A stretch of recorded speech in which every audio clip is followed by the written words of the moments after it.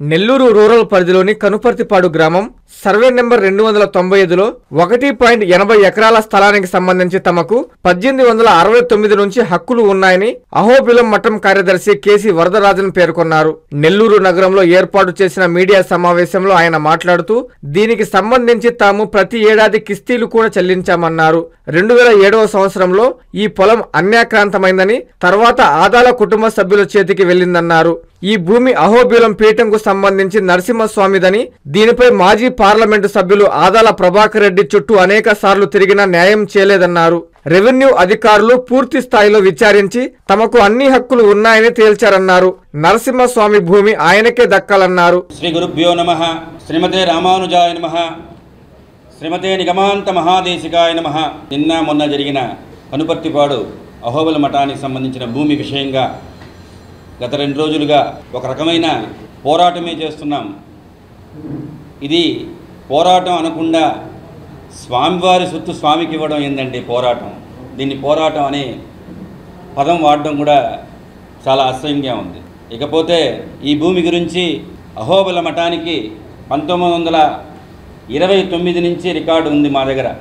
1929కి ముందు British government, Madras government ద్వారా 1869లో ఈ భూమి నుంచి వస్తూ కాలక్రమేణా అహోబిల మఠానికి ఈరోజు ప్రకారం 30,000 కోట్లకు పైగా ఆస్తులు అన్నీ భారతదేశంలో ఉన్నాయి.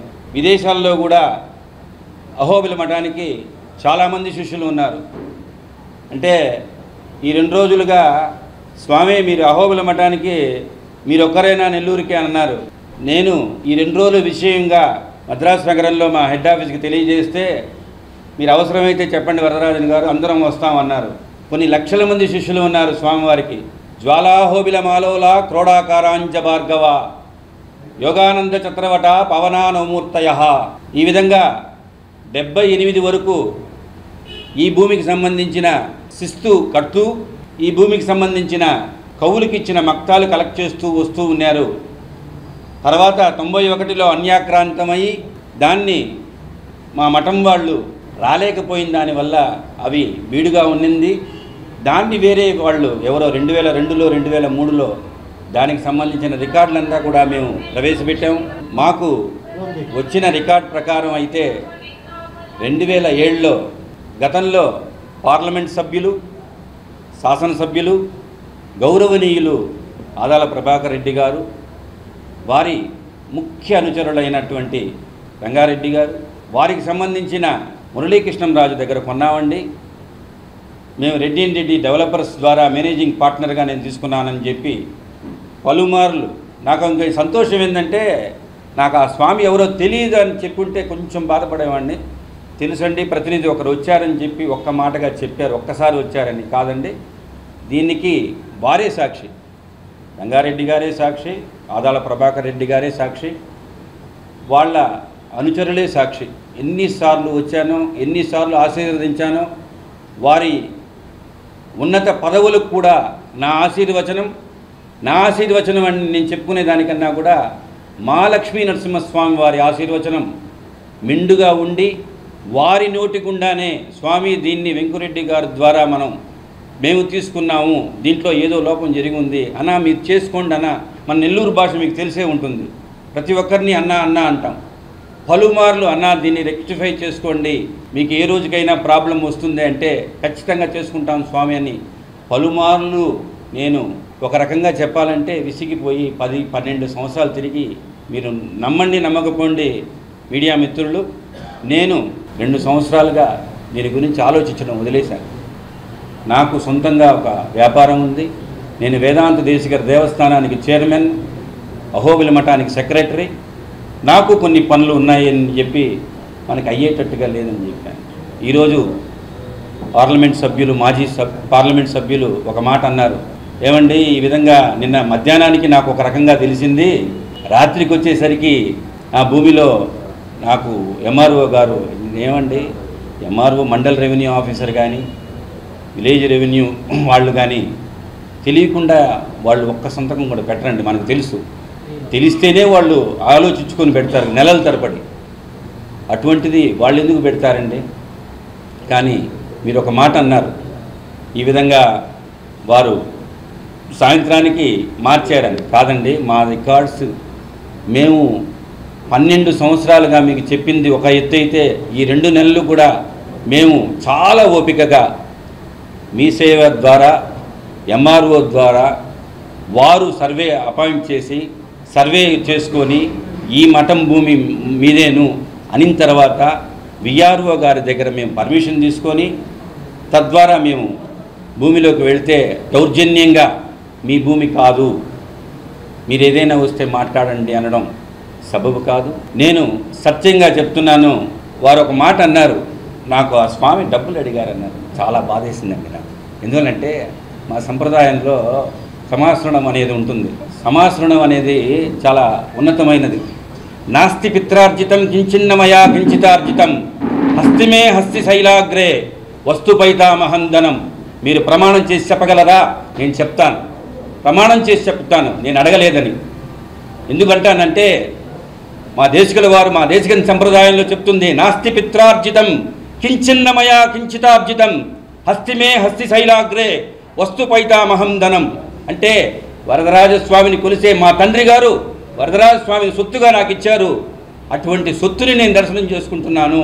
అటువంటి సంప్రదాయంలో మేము వచ్చిన వాళ్ళ అహోబిల మఠం శిష్యులంటే ఆషామాషి కాదండి. నన్ను ఒక మాటగా అన్నారు, మీరు పర్వాలేదు నేను తీసుకుంటాను, మీరు ప్రమాణం చేయగలరా? మీలాంటి వాళ్ళని గౌరవప్రదంగా మీరు అన్నారు. ఈ విధంగా ఉదయం మాట్లాడింది సాయంత్రానికి మార్చారని. మీరు శాసనసభ్యులుగా ఉన్నారు కదా, మీకే హక్కులు ఉంటే శాసనసభ్యులుగా ఉన్నారు, పార్లమెంట్ సభ్యులుగా ఉన్నారు. దయచేసి ఆ రోజే మీరు స్వామి మీకు హక్కు లేదు, మీ మఠానికి హక్కు లేదంటే నేను రాను కదండి. ఏం చేస్తారండి యతులు? శ్రీమద్ ఆదివన్ షడగోప యతీంద్ర మహాదేశికని ఏం చేస్తారు? నిత్యం వారు సంచారంలో పోయినా కూడా వాళ్ళని ఆరాధన చేసుకుంటూ వస్తారు. నేను పలుమార్లు చెప్పాను, వద్దు సార్ మనకిది ఇచ్చేద్దామన్నారు. కానీ వారు ప్రతిసారి అనుకూలంగానే చెప్పారు, కానీ పని కాలేదు. నేను కూడా మీరు నమ్మండి నమ్మకపోండి, నేను మాట్లాడింది ఏంటంటే నాకు సోదర సమానుడైన ఎండోమెంట్ డిపార్ట్మెంట్లో వారు ఒక సోదర సమానుడైన ఒక అతను నన్ను జన అని పిలుస్తారు. నా పేరు వరదరాజనైనా కూడా అందరూ జన అని పిలుస్తారు. కాబట్టి జన ఏంది నువ్వు అహోబిల మఠం సెక్రటరీగా ఉన్నావు, నీ పొలాన్ని? అయ్యా నేను చాలా రోజులుగా తిరుగుతున్నాను కదా, నీకు తెలుసు కదా అంటే, లేదు నీకు సంబంధించిన రికార్డ్ అంతా నీకు రెవెన్యూ డిపార్ట్మెంట్లో ఉంది కదా, నీకు తెలుసు కదా, మనం ముందు అడుగు వేస్తాము. నాకు ఉంటుంది కదండి, నాకు భయంగా ఉంటుంది కదా.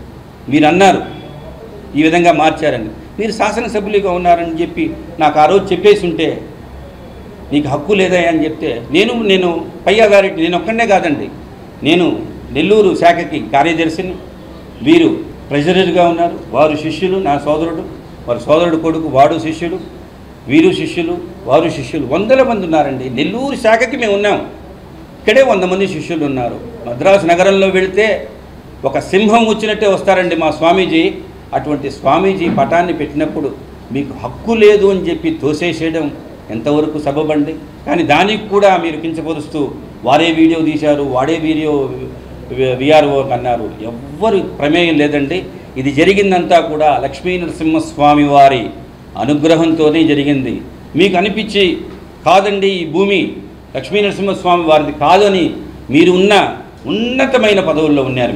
మీరే చెప్పేసి ఉంటే మీరు ఎందుకు నాకు అన్ని చెప్పారు? వెంకరెడ్డి గారు రావాలండి, మీకు చేస్తానండి, రంగారెడ్డి గారు ఇన్నిసార్లు నన్ను రిసీవ్ చేసుకున్నారు. మీరు రిసీవ్ చేసుకున్నారా లేదా? అది అబద్ధమా చెప్పండి. మీ ఆఫీస్కి మీ ఇంటికి ఎన్నిసార్లు నేను వచ్చాను? మర్యాద చేయడానికి ఎన్నిసార్లు వచ్చాను? నేను అబద్ధం చెప్పమని చెప్పడంలా, నేను వచ్చానా లేదా. కానీ నాకు ఒక సంతోషం ఏంటంటే ఒక్కసారి వచ్చారన్నారు. కొన్ని నాకు తెలియదు అంటే అదొక ఇదిగా ఉండేది. కాబట్టి ఇంత దూరం జరిగిన తర్వాత కూడా మనం దీని గురించి మాట్లాడడం అనేది లక్ష్మీ నరసింహస్వామి వారికే, వారి భూమికి మనం అంతా కూడా ఇంతమంది చేరి వారి భూమిని వారికి ఇచ్చేదానికి ఇంత దూరం పడబడలేదు. వారి భూమిని వారికే చెందేటట్టు చేద్దాం. దీనికి సంబంధించిన రికార్డు చూడండి. మీరు మీడియా మిత్రులు మీ అందరికీ కూడా ఒక కాపీ ఇవ్వడం జరుగుతుంది. దీనిలో చూడండి, 1929 నుంచి ఫలానా, ఇది అసైన్డ్ భూమి కాదు, దీన్ని తనఖా పెట్టరాదు, ఇవన్నీ కూడా పాత డేట్లు మీదే ఉంది. చూడండి, ఇవన్నీ కూడా నాకు దీనికి ముఖ్యంగా సహకరించింది మా మఠం శిష్యులు. ఏమైంది నేను సొంతంగా రాసుకున్నానండి. 2007లో మన ల్యాండ్స్ అన్నీ ఉన్నాయి, ఏం చేశారు మీరు? నేను 1999లో నేను సెక్రటరీగా వస్తే నాకంటూ ఒక హెడ్ ఆఫీస్ నుంచి ఉంటుంది కదండి, అన్యాక్రాంతమైందా, మీరేమైనా ఇది చేస్తున్నారా, వెళ్తున్నారా లేదా అనే దానికి ఈ లెటర్ కారణమైతే నేను 2012లో తహసీల్దార్ గారికి అన్యాక్రాంతం అయినా కూడా పర్వాలేదు, వేరే పేరు మీద వద్దు, మీరు దయచేసి నాకు అహోబిల నరసింహస్వామి పేరు మీద పట్టాదారు పుస్తకం ఇవ్వండి అని చెప్పి నేను లెటర్ పెట్టుకున్న లెటర్ ఇది ఎవరో కాదండి, నేనే సెక్రటరీ, నేనుగా పెట్టుకున్న లెటరే. దీన్ని మళ్ళీ వేరే వాళ్ళు పెట్టింది, నా ముందు వాళ్ళు కాదు. నా ప్రెసిడెంట్ ఆయన చనిపోయాడు, ఆయన లేడు. చూడండి ఈ డైక్లాట్ దీంట్లోనే ఎవరికి రిజిస్ట్రేషన్ అయ్యింది 295 సర్వే నెంబర్. ఇంకొక మాట కూడా అన్నారు, న్యాయ పోరాటం ఏముందండి, మా మఠంది, మా స్వామిది ఇది. దీనికి వేరే సోల్ ఎవరు లేదండి. ఓనర్ లక్ష్మీ నరసింహస్వామియే ఓనర్. ఇక్కడ నీట్గా కనిపెడుతున్నారు చూడండి, మీడియా మిత్రులు మీరందరూ కూడా చూడండి, హైలైట్ చేస్తున్నాం. శ్రీ లక్ష్మీ నరసింహస్వామి వారి చెప్పినట్టుగానే మేమందరం కూడా స్వీకరించాల్సిందే. ఇది కాకుండా ఇంకొకటి, నేను మొదటగా వారిని కలిసినప్పుడు ఉండదండి, నా పేరు మీద ఉండదండి స్వామి గారు అన్నప్పుడు నేను ఈ కాపీ తీసుకుపోయి చూపించాల్సి వచ్చాను.